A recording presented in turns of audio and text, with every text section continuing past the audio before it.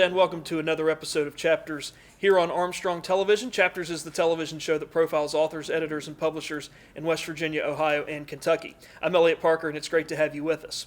Our guest today is young adult writer and novelist Sarah Dooley, and we're going to talk about her books and her newest book that is coming out called Free Verse. And Sarah Dooley has lived in an assortment of small West Virginia towns, each of which she grew to love over her life. She's the winner of the 2012 Penn Phyllis Naylor Working Writer Fellowship, and she's written two previous novels for middle grade readers. Sarah's a former special education teacher who now provides treatment to children with autism, and she lives in Huntington, West Virginia, where she inadvertently collects cats. And she's a 2006 graduate of Marshall University. We're delighted to have her here to talk to us about her excellent young adult books. And Sarah, welcome to Chapters. Good to see you. Thank you. Thanks for letting me come on.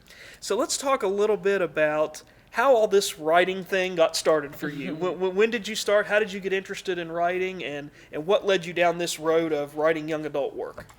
Well, luckily I'm from a family of writers, and so it was a really natural thing in our household that both of my parents write. My mom is Doris Kate Dooley. She's got a book with West Virginia University Press, and I've got sisters who write. My father writes, and so it was just a natural thing that we did for fun. I didn't really expect to get published, or maybe when I was 12 or 13 I did, but as an adult I never really thought about getting published until I did a class project with some students of mine and took them through the whole publication process and ended up following all of those steps alongside them and ended up pursuing publication at that point. But as far as writing, it's been a lifelong thing, and young adult, middle grade novels, those are my favorite kinds of books to read, so that's what I ended up writing. When you sit down to tackle a young adult or middle grade novel, what is different or similar about that kind of writing, or maybe writing for that audience, that would be similar or different than if you're writing for a traditional adult audience? Honestly, for me, the stories that I want to tell are the stories that are about people just figuring out what they want to do in the world, who they are in the world, getting a foothold on what they're going to do in their life, and that's this age group. That's the age group that people are doing, are figuring themselves out. So for me, it's just the characters that you get to explore, the storylines that you get to explore, are a little bit different in tone. It's not that it's an easier thing to write or an easier thing to read. It's just an entirely different sort of world that you get to delve back into, which is a lot of fun. And I think that's one of the interesting things about your other two books, which we'll talk about, and I'm sure Free Verse is so much of what you do so well is sort of create this world for that age group and establish sort of the parameters and the norms and how things go. Is that something that takes a lot of work and effort, or is that something that just having worked with students of that age, you just know based on kind of your interactions with them? How does that come about in terms of trying to get the scene building and the setting right for these kinds of books? Well, luckily I'm around that age group a lot, and like I said, the first novel that I ended up getting published I wrote as a class project with my kids, and so it was, here I am immersed in this whole culture of teen writers, and my character just grew out of that. So luckily I haven't had to do a lot of work as far as trying to contrive those situations. It's just, it comes naturally because that's the people who I'm lucky enough to get to spend my day with. What do you find in terms of this age group that they like to read? Because we hear so much about this age group doesn't want to read, and they're the iPad, cell phone, texting generation. They don't want to read. What do you find are things that they want to read, or stories that really pull them in as readers? Well, actually, I used to teach a creative writing class for teenagers, and that was always the first question I asked them was, what do you like to read? With the idea being that maybe that's the kind of thing that you want to write. And what I found, whether the kids are reading middle grade novels, whether they're reading young adult, a lot of kids want to read up and read adult books or read books that are set in college or read, from a variety of genres, not just ones that are aimed at them. But it's just got to be the thing that grabs them. So if what grabs them is graphic novels, then go with that. If what grabs them is stories off the internet about their favorite characters, go with that. It's just whatever it is that grabs them and gets them in and gets them in the habit of reading every day. Then you can use that as a taking off point for, okay, well, I also want you to try something else and see if you might like it now that you're in the routine of reading and realize it's not that hard. It's not such a chore for you now because there's some enjoyment. that comes out of it for you. Yeah, it's not the required reading that you have to do in Right. school where there's going to be a test or a book report or something like that. Right. Very interesting. So tell us a little bit about your upcoming book, Free Verse, which was picked up by Penguin, and tell us a little bit about it and what's going on in this particular book. All right. Well, I am really happy to get to share Free Verse. It's my favorite thing that I've written. It's the hardest thing that I've written. It came out of a winter that I spent teaching in a small town. It was the only year that I spent in that particular town. And I ended up writing it as part of National Novel Writing Month. I do a lot of my writing in that sort of fast drafting noveling project in November. And it was just, the whole thing was just a mess of impressions. Here's what the street looks like. Here's what the town looks like. Here's how the people talk. Here's what the weather seemed to be like all of the time there. And it was just a big hot mess of impressions that I then had to kind of hammer into having a plot and characters and a few things that made sense. And thankfully I have an amazing editor who was able to help me find the thread of story through all of those impressions and tie it all together into a cohesive novel. It's coming out in March, and it is basically the story of a girl who has experienced a lot of loss in her life and is trying to find a toehold to start to get over all of that. And what she finds is a writing group at her school. So she connects with some peers and learns to write poetry. And through writing poetry, she's able to structure some of her grief and some of her hope for the future into something that she can then process and deal with. By putting it into poetry, she's able to get a handle on it and move forward in that way. Very good. What's interesting about this is we learn a little bit about this character named Sasha Harless that you've created. Tell us a little bit about her, some of her characteristics and some of her traits, and why you think she's going to be such a good character for this kind of story. Sasha, she is a character who, well, each of my characters, I guess, has grown not out of a particular person, but out of a particular type of person who I've either been at some point in my life or gotten to interact with, or some combination.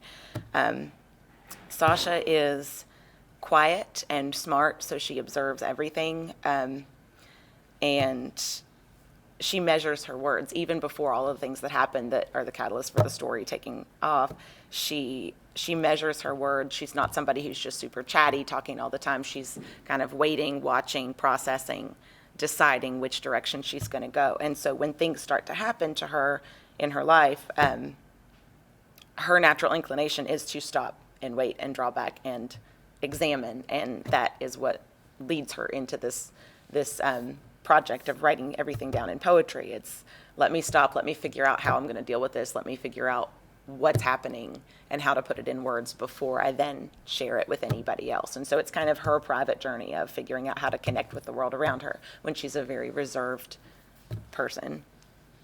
And she discovers later on in the story a family that she doesn't really know that she had, and she comes across a character named Mikey, who in many ways is a lot like her. Can you tell us a little bit about him and kind of the relationship he has with Sasha? I think Mikey is a little bit of what Sasha wants to be like. He is, he's been through a lot in his life the same way she has, but he's definitely not nearly as quiet as she is. He says a lot of things that she only wishes she could say. And so even though she's the older cousin and kind of sees herself taking on a little bit of a role model position for him, she really admires him because he's able to just speak his mind and be upfront with things. And he's definitely not shy and quiet the way that she is. And we also see something that happens in this story. We don't want to give too much away too soon, but there is a tragedy. There is a climactic point which kind of changes the relationship that Sasha and Mikey have. And it's interesting because, you know, they respond in a way that you would think that they would. You know, Sasha responds in her way, he responds in his way, and yet it's just so appropriate for each one of those characters. Is that something that you'd set out to happen when the tragedy strikes, or did you just find yourself when you were writing, this is where sort of the words took both of those characters? It pretty much was the second. I just started writing, like I said, the first draft was mostly just here's where they are and here's what's happening in their lives, and then the plot twists that arose were sort of late night writing session. I don't know where this is going, and boom, oh, okay, that's happening. And luckily, going back and reading through and revising, it's sort of, the setup was there, that some part of me knew where it was going, or at least some part of those characters knew where it was going, because the setup was there, the foreshadowing was there, but it was just a plot that I had to find as I wrote. So I just had to keep writing through it until I figured out what was happening and how to then resolve it. Very good. That's excellent. And I know you talked about NaNoWriMo as a huge month for you, which is Yes. National Novel Writing Month, which happens in November every year. And the goal is for someone who wants to write a novel to have the draft. It can be rough, but have the draft finished from the time November 1st starts until the time November 30th rolls around, to have at least a completed draft. And you talked about how this sort of came to you in snippets and vignettes. How long did it take you to get the initial draft of this book done? And then what was sort of the revision process like for you as you put it together?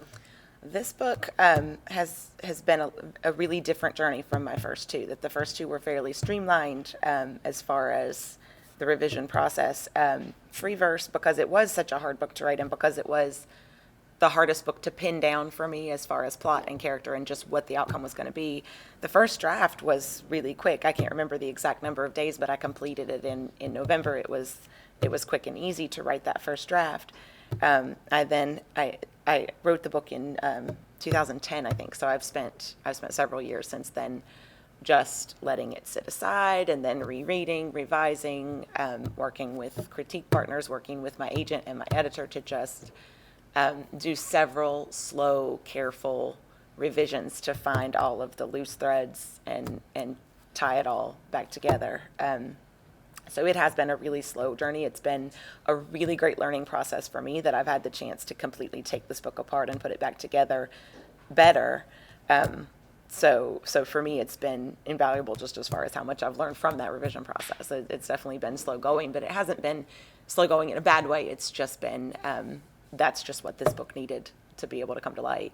Great. That's great. I want to ask you one thing about something that you brought up, which I think is so important. You mentioned the role that your agent and your editor have played. And we talk so much on this program, we've heard other authors talk about it as well, that writing is this process from idea conception to draft to revision to editing, finally to publication. But I think what a lot of folks don't understand is, as writers, there are other people out there that give such important and valuable feedback. In this case, your agent and your editor. Mm-hmm. Can you talk about how important that is and how their feedback helps you as a writer, whether it's Free Verse or another thing you're working on, the input they kind of give you and how that helps? Absolutely. Yeah, that I would be lost without my agent and my editor. I'm so lucky to work with the people who I have in this business. Like I said, I know how to write first drafts, and that's what I've always done. Written first drafts or partial first drafts, stuck them in a drawer or left them on the hard drive and done nothing with them. And through Livy Owen Lived Here, which I stumbled into the process and decided sort of haphazardly I'm going to pursue this, and was able to find an agent and an editor with that book. I've learned so much, both from the process of having to answer questions that arise rather than just sort of writing through and glossing over trouble spots in the plot, but really having to answer people who ask very specific, very thorough questions. Well, what does this character mean? I'm not 100% sure that rings true. Why would she say that? And can you justify it? And it's not a bunch of people. I was worried going in, and I think a lot of writers might be, that going in, you're worried that someone's going to say, change your work, you need to change this, you need to change that, it's not yours, you lose control over it. It's not like that at all. It's been, okay, I'm your reader, I'm one of your first readers, and as a reader, this is where I'm hitting a snag. This doesn't make sense to me. Can you clarify? I don't recognize that. Is that a colloquialism? All of these little things that I never would have thought of as the writer. And I'm finding that as I write the things that I'm writing now, I'm able to catch more things, certainly not anywhere close to all of them, but I'm able to catch a lot of things in those first, second, third drafts that I write for myself before I send it off to anyone. I'm able to catch, well, wait, now why is she doing that? Is that just a convenience? Is that just something that I'm using to get from point A to point B? If it is, I might still leave it in for now and come back to it, but I'm able to recognize those things that I might need to strengthen before I then send it out the door. That's great. So having that input seems like it's so invaluable for you, and I think for all writers. It really is. Just to have a fresh set of eyeballs look at that, and so, like you said, and say, hey, this doesn't quite, or it was this way on page 1, but now we're on page 10, and it's different. And the level of detail is amazing to me, too. That refrigerator was white in chapter 1. Now we're in chapter 37, and it's black. Which one is it? Exactly. I forgot there was a refrigerator. So. Yeah, that's right. Or changing eye color. They had blue eyes in chapter 3, and chapter 6 they have green eyes or something like that. Yeah. So I appreciate you sharing that about the important roles that the agent and the editor play in this process. Well, you're the author of 2 other books, and I wanted to talk about those with you today. First, your first book was Livy Owen Lived Here, which is an excellent book about a little girl named Livy who's 14. Tell us a little bit about her. What goes on in that particular story with Livy? Livy is, I think, always going to be my favorite character who I've written. She is a little spitfire. She's, like you said, she's 14. She is diagnosed with autism, and she's got some very specific plans in her life that she doesn't necessarily articulate to her parents quite as well as she could. And so she always has this angle that she's working on, trying to meet the goals that she has going on in her head. She's not always necessarily on the same page with her family, with her parents or her sisters while she's working on those goals. And it's the story of that little girl trying to navigate her family back into a house that she remembers them all being happy in. And she doesn't know what's happened with the house since they've moved out of it, but she knows, well, we were all happy there and we're not happy this year, so let's try to get back to that house. And it's that journey of her figuring out where her family's going to call home and where they can be happy together. I had a chance to read this. I read the ebook version of this before we came on the air with this interview, and I really loved her voice. Her voice was strong, and she just had a very nice flowing way of describing things and interacting with other characters. Did you base her off of someone? I know that you work with special education students in addition to writing. Is she based on maybe someone that you knew, or maybe a student you had, or a compilation of some of those? Because she seems like someone that you could go down the street and run into. She has just that great voice and that great way of saying things. Is she based on someone that you knew or remember? Well, she's not based on a specific person, but like I said, that was the book that I wrote as part of a class project. And so when I wrote that book, I was surrounded by adolescents who were diagnosed with autism and a variety of other things, and I was writing alongside them during National Novel Writing Month, and so it was this wonderful month of absolute chaos in our classroom. The energy level was really high. It was a really fun time to be a teacher, and a really fun time, I think, for the kids to be a part of that classroom. And so I think a lot of the energy of my kids in that class, and a lot of the just the fun and the angles from which they were looking at the world, I think a lot of that definitely influenced that character. I think she also shook loose as her own character, that she was definitely not just a compilation of people I knew or of kids I met. She was her own character, but she definitely got her sense of adventure and fun, I think, from the atmosphere of that classroom that year. Yeah, very good. Well, she's a great character. Well done. I enjoyed her very much. Your second book, Body of Water. We were dealing with sort of that middle grade, young adult age, and we deal with a 12-year-old here, and his name is Ember. Tell us a little bit about him, what happens to him and his family, and some of the people and some of the things that he encounters along his journey. All right. And Ember is actually a girl, too. Oh, excuse me. I'm sorry. Yes, a girl. Yes, I apologize. That's okay. But yeah, that's that story. That's another story that I started with setting and then had to write backwards to find the plot. But I always had that character. I always knew I wanted to set a story in a campground, and that story is set in a family. A family is living in a campground after losing their home, which sounds very grim, and it can be, and there are certainly parts of the book that are pretty serious. But a lot of the adventures that family goes on come from the fun of living in that campground.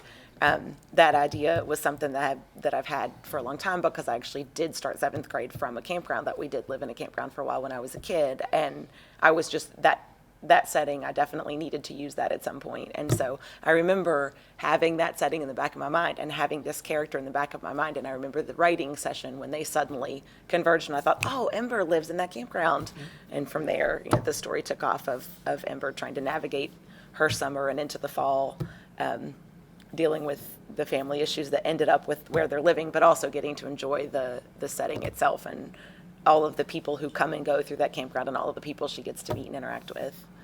And in some ways, not giving away too much of the plot again of this book, she has to kind of make a fresh start because of what happens, as you mentioned, with the people that she interacts with across the campground and something that happens to her family. And we get this pivotal question of, can she?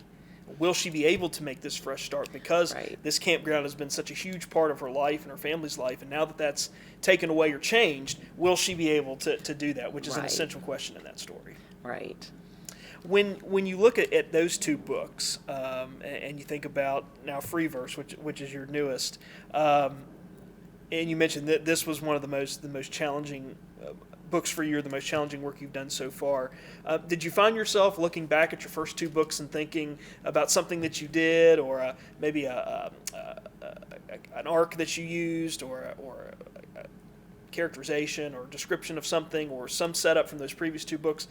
Was that helpful in helping you with the new book, or do you find yourself all three of those are very much separate entities in terms of what's contained in that book stays there, and I don't really go back and look at the other parts? I think a little bit of both. I don't like to go back and look at the books until some time has passed, because I've spent so much time with them. I've spent several years with this book, and I love it dearly, but I will probably give it a break after it comes out and let it rest for a little while.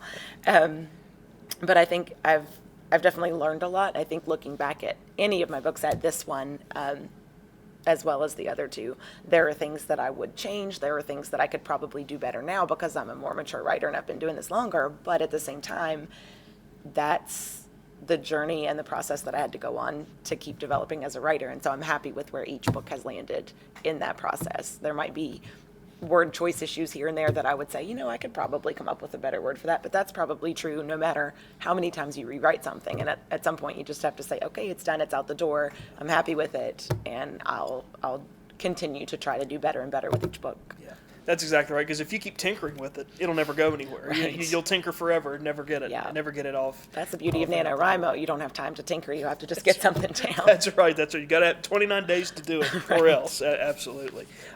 Sarah, who are some writers that influence you? It could be, writers of young adult, or are there other writers that write adult or other kinds of genre fiction or nonfiction? Who inspires you as a writer? That is a huge question that I'm going to start answering by saying I can't possibly touch on even a small fraction of them in this amount of time. But I'll say I was really a fan when I was a kid of Phyllis Reynolds Naylor. I loved Shiloh. I loved the Alice books. And when I was in high school, I won a writing contest for the county, and I got to go to the University of Charleston, where Phyllis Naylor was the keynote speaker. And she was watching her speak about her life as a writer was the first time that it seemed like a viable career choice to me, and not something that I would always just be doing in the back of whatever else I was supposed to be doing. And so that was a really important moment for me. I remember sitting in her workshop thinking, she's describing this as a job. This is actually a job. People actually do this. And so that was the first time that I really thought, hey, I might be able to be a writer. And it was really neat that then came full circle when Freeverse won the Phyllis Naylor Fellowship, that I was able to go to New York in 2012 and meet Phyllis Naylor again as an adult and tell her, how important she was in me deciding that I could pursue writing. But I have so many authors. My mother is an unbelievable author, and her influence, I think, has as not just as a parent but as a writer, is always going to be really strong in my writing. And there are so many local writers in this area.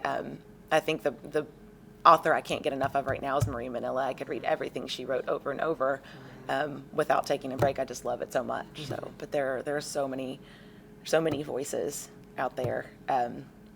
Those are the few that spring to mind, but there are just so many. I want to ask you, going back to Freeverse for a second, I picked up this comment from Booklist, who gave this book a starred review. And they said, Dooley subtly exposes readers to poetic forms that invite engagement, understanding, and expression. And going back to your character, Sasha, while she and her extended family are depicted with a sweetness reminiscent of Cynthia Rylant, who's a wonderful writer and one of my favorites, a southern soulfulness that is warm even as it reveals the downtrodden struggles of a mining community. When you read something like that from such a prestigious magazine like Booklist, or magazine/e-zine as Booklist, what do you think? How does that make you feel as a writer? Oh my goodness. I'm such a fan of Cynthia Rylant. That was just, I was floored by having her name even mentioned in that. It's really exciting to read, to discover that there are people reading things that I've created out there, and really seeing them the same way I do, connecting with the overall flavor that I was sort of going for, or that I hoped people take away from things. It's surreal most of the time to get to see my books and my little characters out there. It's great. It is. It's a wonderful feeling. That's for sure. So you've got Livy Owen Lived Here, your first book. You've got Body of Water, your second book, and now Free Verse, which will be out in March 2016. So what are you working on next, or what's percolating in your mind of something that you want to tackle next as a writer? Well, hopefully the next year after Free Verse, Ashes to Asheville will be out. That's the next book in line, and I'm revising it right now. And then I'm working on a couple of drafts of some new things, also middle grade, and just trying some different, more lighthearted types of storylines, and playing around with what will keep me busy until next National Novel Writing Month. And then the process starts all over That's again, right? Very good. In our final moments with you, Sarah, if someone in our audience wants to get a copy of Free Verse, of course it's not out quite yet, but if they want to find out more information about it or get a copy of your other two books, how can they do that? If they want to reach out and get in contact with you, how can they get it? How can they do that? I do have a website, which is DooleyNotedBooks.com, and that's Dooley's my last name, Dooley, notedbooks.com, and there's all of my links are on there to my Facebook, my Twitter. I am on both of those sites, and I'm also, I've got a page on the Putnam Penguin website about this book specifically. I'm always happy to hear from readers, and particularly if there are teachers, who need people to come into classrooms. I always love doing that. I get to do a lot of school visits and that sort of thing, and so yeah, I'm happy for people to get in touch. Great, excellent. Free Verse is the upcoming novel by the very talented writer Sarah Dooley, and her other books, Body of Water, which is excellent. Also, Livy Owen Lived Here, tremendous young adult / middle grade fiction. We encourage our audience to pick up a copy of those, especially if you've got that picky reader of that age group and you can't get them motivated to read anything. I certainly hope our audience will pick up a copy of your first two books, and we look forward to Free Verse, and congratulations, and thanks for coming on Chapters to talk about it. Thank you so much. This was a lot of fun. And we want to take a moment to say thanks to Charlotte McCoy and her staff at Empire Books and News for not only providing our studio taping space today, but for also carrying copies of Sarah's books, and you can come down and pick up copies of those right here at Empire Books and News, and talk to them about getting your advanced copy of Free Verse, which will be out in March of 2016. So stop by, talk to Charlotte and her staff, let them get you taken care of, not only for your middle child or middle grade young adult child who may be a picky reader, but if you're a picky reader and you're not sure what to check out and what to look for, come down and talk to the folks at Empire Books and News. They can get you taken care of for any kind of reading taste or reading interest that you may have. And we appreciate them providing our studio taping space and other on-site support and assistance for not only this broadcast of Chapters, but for every broadcast of Chapters as well. And if you've got a question, comment, or suggestion about this Chapters program or any of our Chapters programs that you've seen on Armstrong Television, we've made that possible for you to reach out to us via email. The email address is right here at the bottom of the screen, lp4@zoominternet.net, so please keep that feedback coming.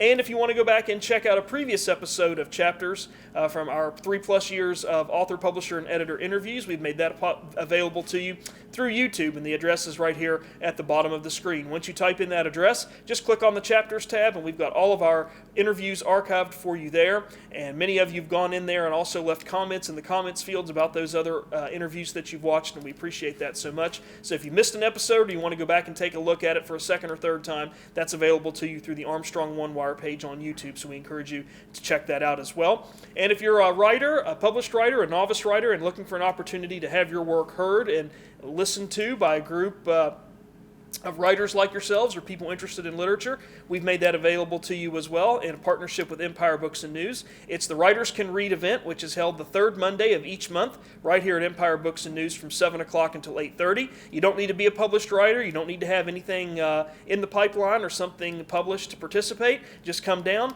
bring about a 10 or 15 minute piece of writing that you're working on that you'd like to share with the group, and you'll have a chance to do that and get some feedback and interaction with readers as well. That's the Writers Can Read event. third Monday of each month right here at Empire Books and News from 7 until 8:30. So we encourage you to come down and check that out as well. And that's going to do it for us this time on Chapters, but please come again next time. And in the meantime, stay tuned to this station for news and views that impact you and your community.